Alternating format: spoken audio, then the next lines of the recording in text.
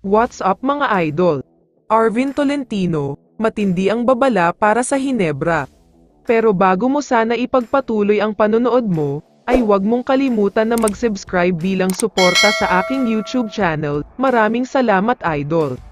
Everything is set dahil sa wakas ay alam na natin kung sino-sino at kung ano-ano ang mga teams na maghaharap sa playoffs, ang Magnolia kontra sa TNT, Phoenix kontra sa Meralco, Hinebra kontra sa Northport at SMB kontra naman sa Rain or Shine.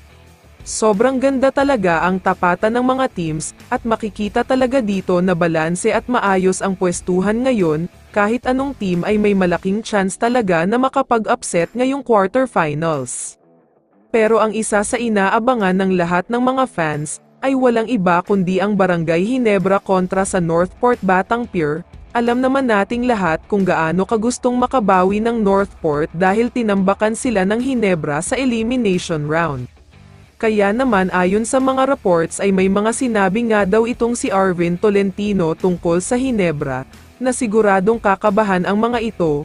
Una na nga dito ay tungkol sa pagbawi nila, lahat nga daw ng mga Northport players ay gigil makabawi.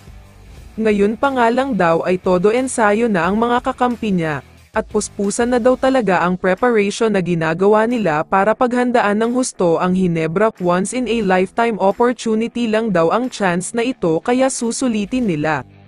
Pero ito ang mabigat dito.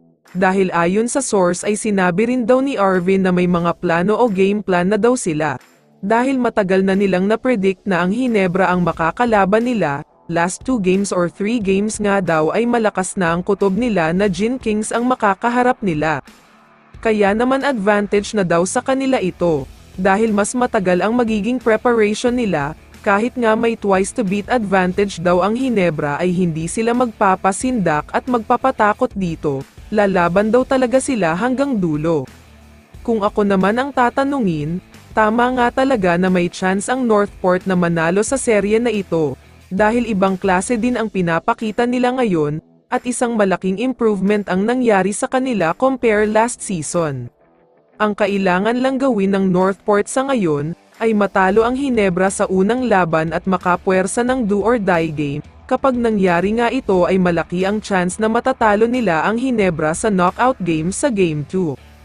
Lilipat na kasi sa Northport ang momentum tapos tataas pa ang kumpiyansa at moral nila. Ang Hinebra naman ay siguradong matinding pressure ang mararamdaman, kaya kung gusto ng Northport na talunin ang Hinebra dapat ay one game at a time ang mindset nila.